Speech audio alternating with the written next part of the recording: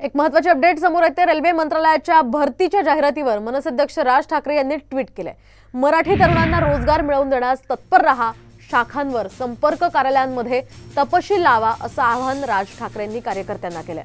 दरम्यान राज ठाकरेंनी नेमकं काय ट्विट केलंय आपण पाहूया। तर भारत सरकारच्या रेल्वे मंत्रालयाची एक जाहिरात आली आहे।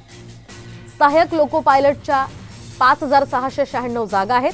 18 ते 30 वयाची यामध्ये मर्यादा आहे। अधिक तपशील घ्या, या जाहिरातीत दिलेल्या वेबसाईटवर तो मिळेल आणि तो जरूर पाहावा, ज्यामध्ये जास्तीत जास्त मराठी तरुण तरुणींना रोजगार मिळेल हे पाहावं।